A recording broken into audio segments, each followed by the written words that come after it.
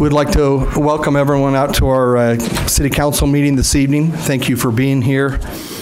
And we'd ask if you have cell phones, if you would turn them on silent, or anyway, so that they're not ringing. Thank you very much. We appreciate that. We will begin by having our Pledge of Allegiance. I've asked Dave Caruth, who is our supervisor over the golf course, if he would do that for us. Thanks, Dave. Everybody stand? I don't know. Please stand.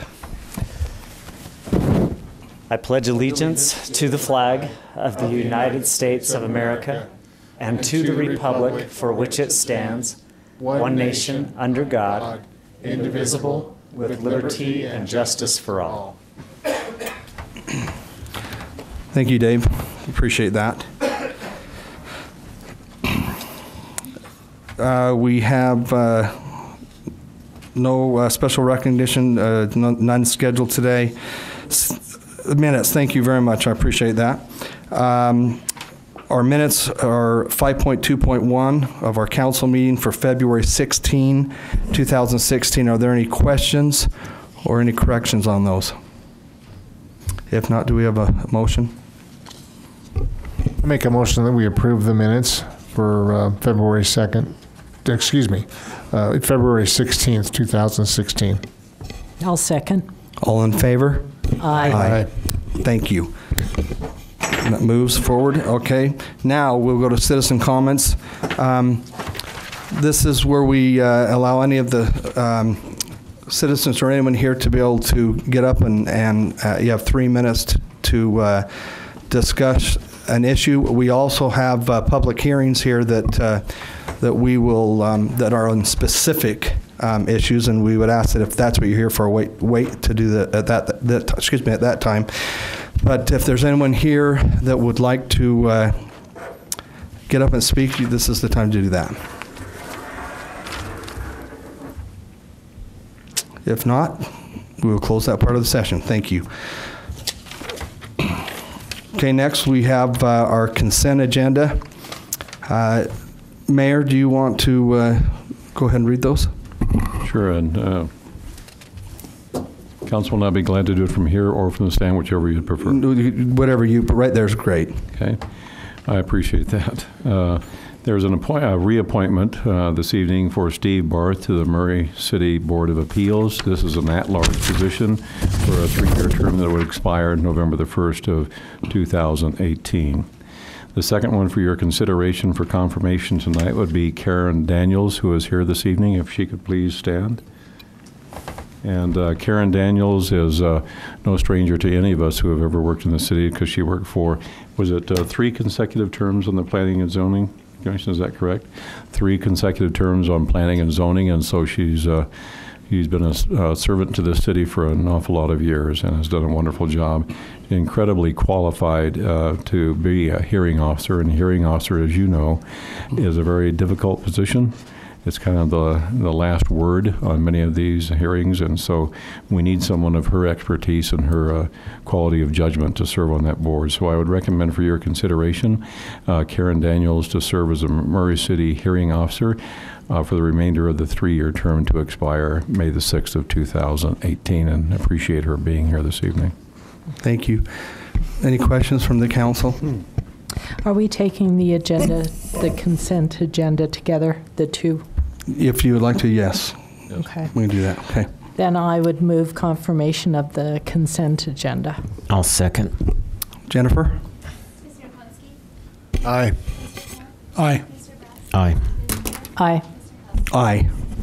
Thank you very much, and I guess Steve's not here, but Karen, thank you. We appreciate all your service, and I noticed you went to Utah State. That's where I went, same time. We both went into banking, same time. You were probably more successful than I was in it, but anyway, I was a credit union, just a banker, but thanks for being here, Karen. Did you go in your later years then, Brett? Karen said thank you. That's a good one, Blair. Okay. All right, we will now move on to public hearings. Number 1, we have to consider an ordinance amending Chapter 12.28.030 of the Murray City Municipal Code related to the golf course fees. Doug Hill presenting. We are proposing to raise the fees at the golf course, $1 per 9 holes for the regular rate, and also and 50 cents per 9 holes for the seniors, and changing the 10-round punch card by $10, increasing it from $120 to $130 for the punch card. And then it's not included in your packet, but since we put this together, we found out that in Salt Lake County, the golf courses, all of the golf courses, have changed their senior age to age 60. And so I'm proposing tonight, if you concur, that we change our age to be consistent with what the other golf courses are charging. Currently, our age is 65 years old. So we'll lower that. We'd like to lower that age for senior rates to age 60 or older. So if you would like to do that, if you could make that part of your motion when you approve this ordinance.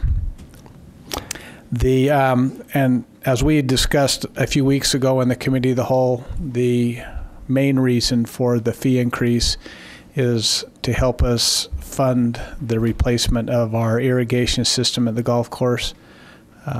Dave Kruth is here. He can speak more specifically to that if you have any questions. But he's spending $35,000 a year or more on just replacing parts that are wearing out down there. The system was installed when the course was opened back in 1986, and it's outdated, not very efficient. And so we would like to, as soon as funding becomes available, and this fee increase will help generate approximately $50,000 a year in additional revenue, which could be used to go towards a bond should we decide to move in that direction in the next year. Just by comparison, the fees that we're proposing to increase to are still consistent with what the other courses in Salt Lake County are charging. In some cases, it's lower than some of the courses, and in other cases it's higher. So we're falling right about in the middle of the range of the fees that are being charged in Salt Lake County. So I appreciate John, our golf professional, and Dave, our golf course superintendent, being here tonight, and be happy to answer any questions if you have any. Thanks, Doug. Any questions for Doug or Dave or John? Seeing none. All right. Thanks, Doug. Appreciate it. Okay, now we'll open this up to the public if there are any questions or statements that you'd like to make regarding this. Seeing none, we'll close that part. Questions to the council? Any questions, statements you'd like to make? No, I'd make a quick comment. I know as long as I've been on the council, I think you put in the budget and then taken out of the budget trying to get the irrigation system fixed at the golf course, and that's been 12 years now. So I'm happy to see us finally moving towards getting that done. It's a great golf course. There's a part of me that's concerned about becoming a senior sooner, but the other part of me likes saving $3, so I'll take it. If no one else has any comments, I'd make a motion. I just have a comment as well. Excuse me. I know nobody likes rate increases of any kind, but it's so important to take care of that infrastructure down there. We've got to water the lawn, and I think this is a reasonable request, and we'll support it. Okay. Go ahead. Okay, then I'd make a motion that we adopt the ordinance amending Chapter 12.28.030 of the Murray City Municipal Code related to golf course fees. I'll second. Oh, yeah, do you want to? Oh, yes, and thank you. Changing the senior age to 60. Second stands. Okay. Jennifer? Mr. Naponski? Aye. Mr. Kim? Aye. Mr. Betts? Aye. Ms. Turner? Aye. Ms. McDowell? Aye. Thank you. Public hearing number 2, consider an ordinance relating to land use, amends the zoning map for property located at approximately 1040 West Bullion Street, Murray City, Utah, from A1 agriculture to R18 single family low density residential. Tim Tingy presenting. Council, this item was considered at the February 4th Planning Commission meeting. They deliberated on it and provided a recommendation, which I'll talk about here in just a minute. It's simply a zone change. As you've indicated, the general plan supports this proposal. What it does, it goes from agricultural, as you've mentioned, to residential R18. That's what the general plan has this lot and property designated for future land use as. The intent of the moving forward with this is if they plan to separate or subdivide the property, they have to adhere to the lot size standards, especially for residential. In an agricultural district, it requires 1 acre. They're requesting R18, which requires 8,000 square foot lot. So to subdivide that, they would adhere to that if they move forward with that process. So based on that, based on the general plan, the recommendation of the Planning Commission was approval. They forwarded that to you. Staff is recommending approval of this change as well tonight. Thank you, Tim. Any questions for Tim? Yes, I have one. Tim, this basically then is just a lot split. There's not going to be any building a plan for this because there's already there's already structures on both. Yeah, right now, both structures, both the residential and the automotive business, are non-conforming. So they're allowed to be there because they were in place prior to that zoning designation. If they do subdivide the property, they'll have an 8,000 square foot lot for the single family residential, so that will work, but the non-conforming status for the automotive business stays the same. Thank you. Any other questions for Tim? Okay, well, thanks, Tim. We'll open this up again to the public. Anybody here to speak regarding this? If not, we'll close that part. Council, any questions from the council? No. Okay. We take a motion. I'll move to approve the ordinance relating to land use, which amends the zoning map for property located at approximately 1041 West Bullion Street, Murray City, Utah, from A1, which is agricultural, to R18, single-family, low-density residential. I'll second that motion. Thank you, Jennifer. Mr. McCloskey? Aye. Mr. Kemp? Aye. Mr. Brass? Aye. Ms. Turner? Aye. Mr. Held? Aye. Thank you. Okay, public hearing number 3. Consider resolution adopting the 2015 Power Department Impact Fees Plan Update and the Impact Fees Analysis. Blaine Hackey with our Power Department. Welcome back. We love hearing from you all day. Welcome back. We have a full council, too. That's good. Yeah. You've already heard quite a bit from me tonight, but I wanted to maybe just review a little bit of why we're bringing this impact fee and the terminology impact. Who does it impact? Well, we're assessing an impact fee because it impacts our existing customers. And that's the whole purpose behind an impact fee, is to make whole the existing customers. And yet the new customers that might build into our system, might build new businesses or residential, give them the opportunity, I guess you could say, to buy into our system. The goal tonight is to have 2 public hearings. One is to adopt a resolution accepting the Power Department Impact Fee Facilities Plan, which you have in your packet. This is the fairly lengthy one with a lot of data in it, matrices that threw numbers at you. And the second part of this would be to have a public hearing and adopt an ordinance amending and lowering the impact fee. By definition, an impact fee is a one-time fee that we charge, and we use it for construction of a capital purpose. An example of that might be a developer that comes in and builds a subdivision. He impacts our system. He impacts not only the neighborhood, but he also impacts the amount of electricity we have to buy, impacts the transmission, impacts the substations, impacts the conductor size. We have to make sure that we have enough juice to get to the end of the line, you might say. And so this assessment of an impact fee helps pay for that. We cannot use an impact fee for any O&M costs. That's just for capital expenditures, a one-time cost. We've rebuilt our 46 kV line in the past 10 years, and that was in part paid for by impact fees. That was a bond that we, I believe, is a $6 or $7 million bond that we had to get, and impact fees helped pay for part of that. We've added major substation transformers to the tune of $1 million per transformer. This in part was paid for by impact fees. We did an impact fee in 2003 and again in 2010. And this is the third one we've done, 2015.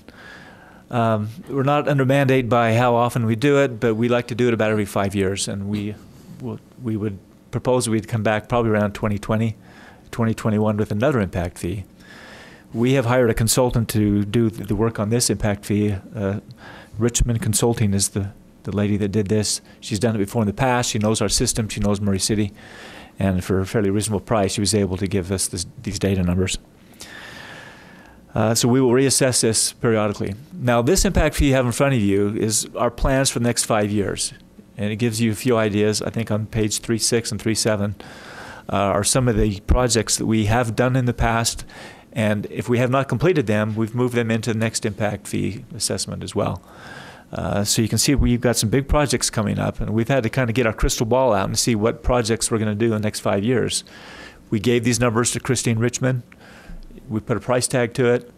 She crunched the numbers with a matrix and determined that for every kilowatt impact on our system, we will charge the customer $118. To the average residential customer, and we assume they're going to use 3 kilowatts. And there are some big cities, big houses in the city that use a lot more than 3 kilowatts. But the average home uses about 3 kilowatts capacity. 3 times 118 is 335, or can't remember, $355. So for a new residential customer building a brand new house in the city, an example would be they would have an impact fee assessment of $355 through the building process, an impact on our system. And as customers come in and build small businesses, they will upgrade their system. They will maybe put a bigger panel on a strip mall. We will also assess them an impact fee for the difference between the existing panel and the upgraded panel. That small section we will assess as an assessment fee. And on page, I think it's I2. I can't find it right now, but there. Let me find it for you as a matter of record. The I2, 1.2. I2 is the new rate that we propose, and that has the matrix of the residential on the top line and a variety of different amperages, different kilowatts, and different size systems that you might find throughout the city. To give an idea how much impact fees we've received in the past few years, in 2014, the Power Department received $195,000 in impact fees. 2015, we received $148,000, and so far this year we've received about $100,000. And we're proposing this impact fee goes down by about 25% from what it is existing right now.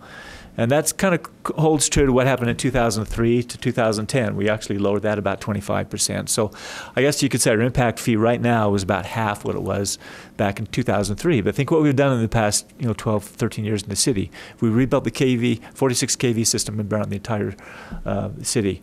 And that included 90-foot poles versus 70-foot poles. A lot of work and effort went into that.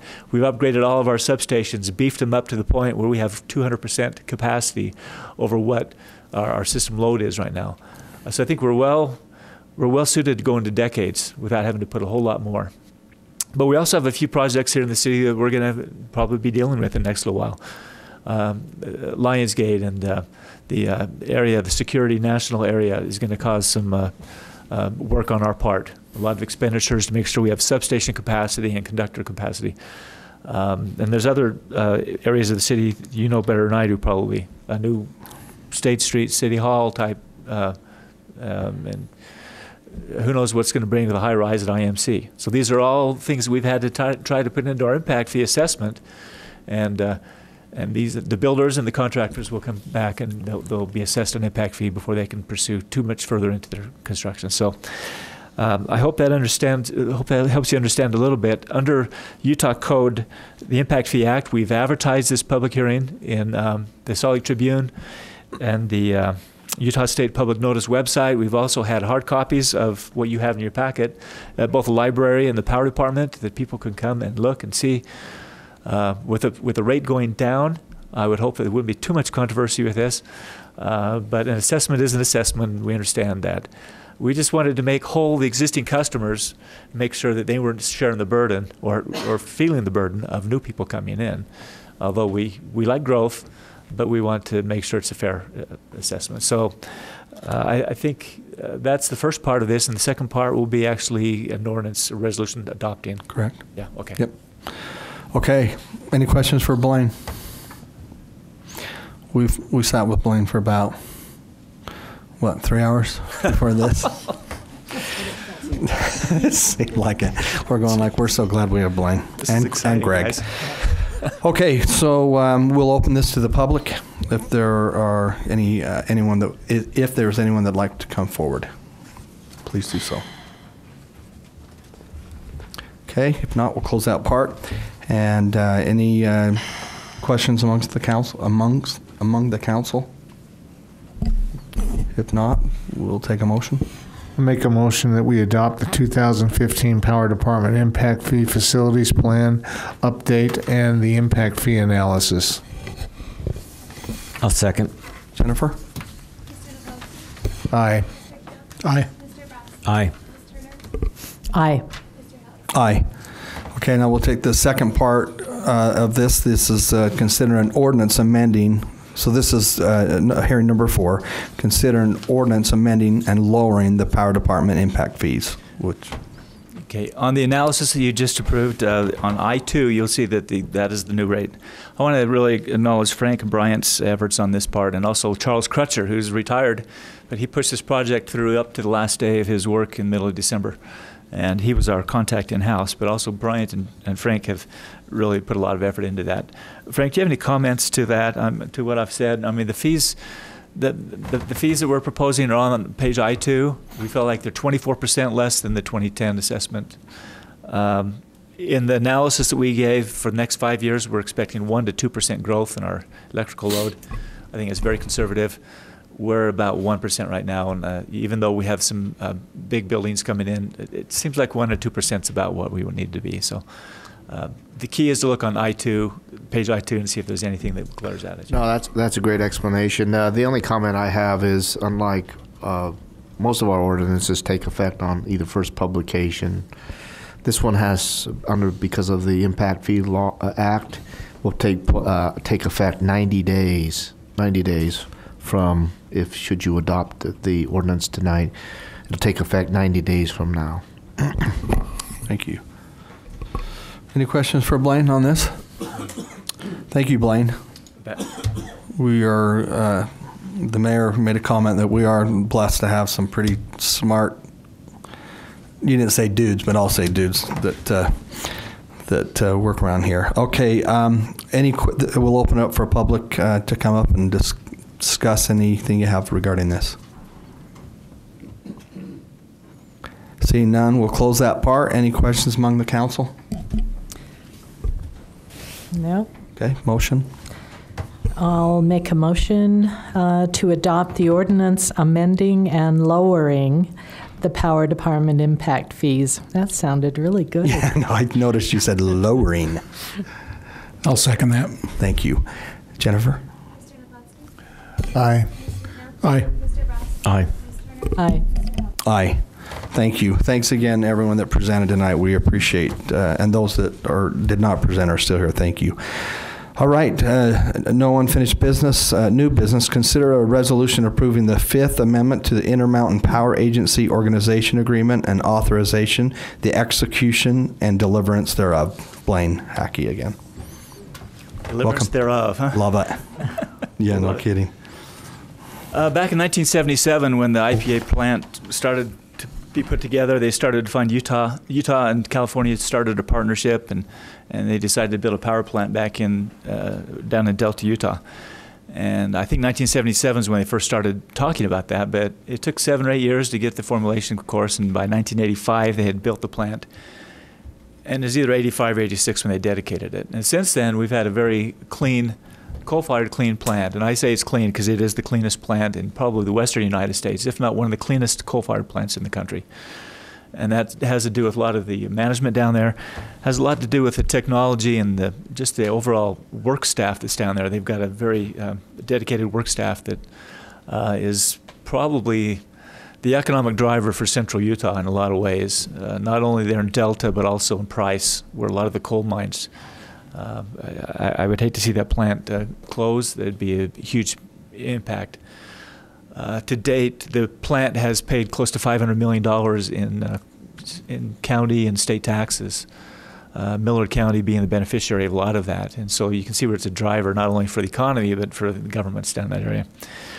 Well, back in 1980, when they put these contracts together, they knew that there'd be some amendments that came through. And there's been 4 amendments to the original contract, and this is the 5th amendment that we are being asked to look at. I can't tell you what happened in the other 1, 2, 3, and 4, although the second amendatory you've had a taste of, and that was what we passed several months ago when we agreed to allow IPA to look at a different fuel, look at the future of that plant and determine that after 2027 we might not be able to burn coal anymore, and what's going to be the future of that plant. And so the second amendatory that we passed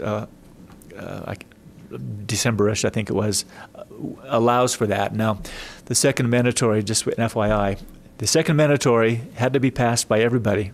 A little bit of a sidelight, I hope I can do that. It's not really pertaining to the fifth mandatory, but I think it helps you understand. The second mandatory has been passed by all the Utahns, all the co-ops, and all the Californians. So we've got 100% passage on that.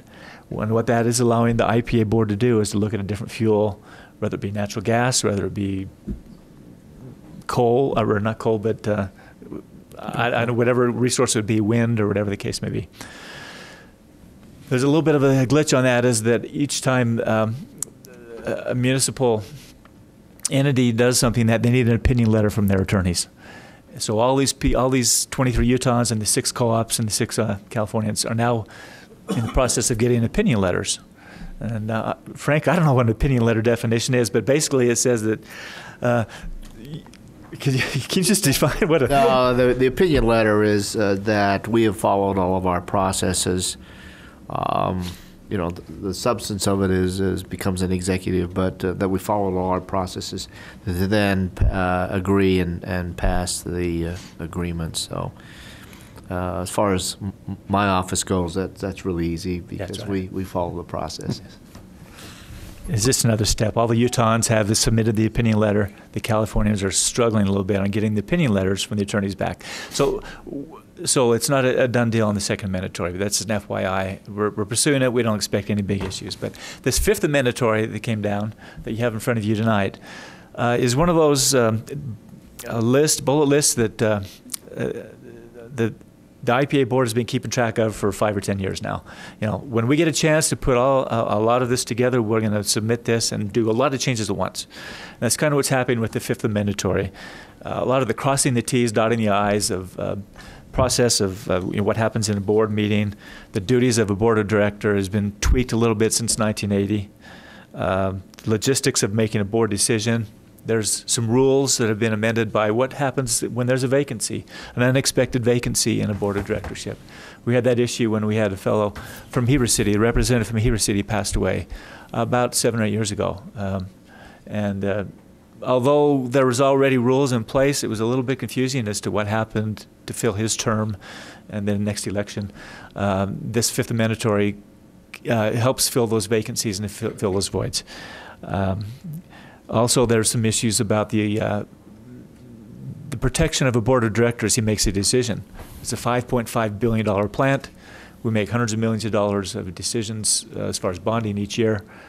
And there was some queasiness on some board of directors' parts of, what if I make a wrong decision? What if I vote on something and the place goes bankrupt, and am I liable for anything? And so, as a matter of protection, the fifth mandatory clauses have been put in there to protect not only me as a board of director, but the city as well.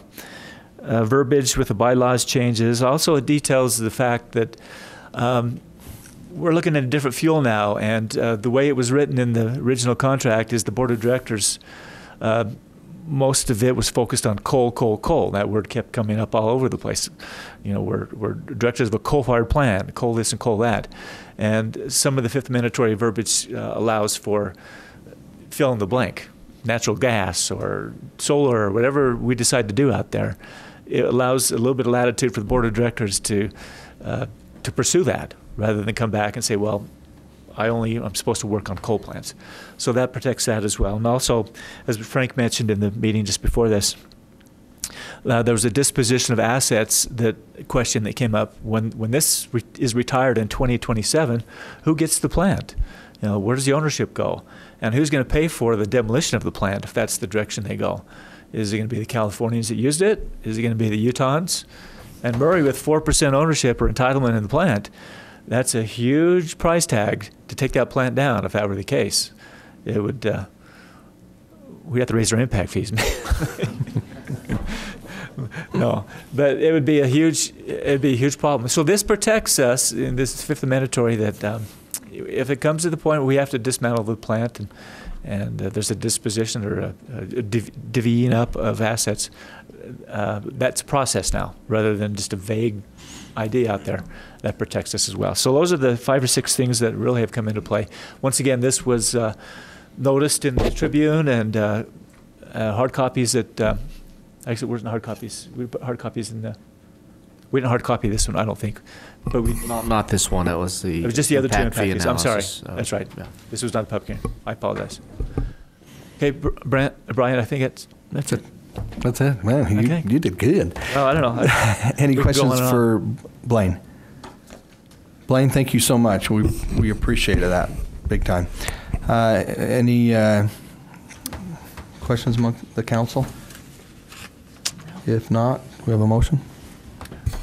I'll make a motion. We adopt the resolution approving the Fifth Amendment to the Intermountain Power Agency Organization Agreement and authorizing the execution and delivery thereof. I'll second. Jennifer? Mr. Navasky? Aye. Aye. Aye. Aye. Aye. Thank you, Jennifer, and thanks everyone. And now we will turn the time over to our mayor, Mayor Iyer. Just have a few things this evening that I'd like to bring to your attention. One of them is that, I'm not sure if you're aware of this or not, but Cottonwood High School has been selected to be the first high school in the United States to put on the play The Mockingbird. It'll be on March 15th, 16th, and 17th at 7 o'clock and March 19th at noon. This is a play that was first commissioned by the Kennedy Center, and it's a play that involves a young girl who has autism and who changes the attitude of an entire community. It's recommended for those who are 10 and older, and I think Cottonwood is really thrilled to be awarded the first high school in the country to do this. It's an adaptation of a play by an award-winning playwright, Julie Jensen. And so if you get an opportunity to see this, it's a pretty emotional play. And also like to bring to your attention, you've noticed the building that has gone up and is now completed down at our Tosh campus. That is known as the Cottonwood Medical Clinic. That will be opening on March the 14th, I think is the ribbon cutting down there, and we're grateful to see them expand that medical community or medical facility in our community. If I remember right by reading it, and Tim, you can correct me on this, I think it was 78,000 square feet. Isn't it? 76 or 78,000 square feet, I can't remember, but it's a good-sized facility down there. It'll be a wonderful addition to our community. Mayor, is that date March the 4th? March the 14th. Yeah. Oh, okay. Thank you. Oh. Oh, okay. Thank you. And the other thing, we have been working, as you know, all of you know, almost daily with the League of City and Towns with all the issues that are taking place up at the legislature. Just want to remind you if there's any, and I know a couple of you have contacted the mayor's office about issues that you're concerned about up there on the Hill. The session closes, I think, March the 10th at midnight. And is that correct, Dave? March the 10th at midnight. So if there are any other issues that are still outstanding up there that you would like for us to be aware of or help you out in any way, please let us know in the mayor's office. Also like to acknowledge all the things that the Exchange Club does in our city, the Murray Exchange Club. They're going to be holding a little open house here, an invitation right here in this room, I believe it is, isn't it, Jim? On March the 11th from 11 o'clock in the morning until 1 o'clock in the afternoon. And of course, Jennifer Kennedy is the president of that club. I think nationally, Jennifer Brass, Jennifer Kennedy, well, I had Kennedy Center on my mind. Jennifer Brass is the president of that. And Jim, you can correct me, but I think nationally, this is the 105th anniversary of the club. Isn't that correct? Yeah. Yeah, that's right. 105th year. So it's amazing the things that they do in our city that a lot of people don't recognize they can do. And so if you'd like to come out and acknowledge them, I'm sure they would appreciate that on March the 11th. And then the last thing, I would just like to echo what Blaine said. We're just all very grateful that everything has come together to allow us to have a full council tonight. Thanks, Mayor. We appreciate you and your partner, Frank, next to you. I love when Frank likes that video right on him. Thank you all for being here. We appreciate it. This meeting is adjourned.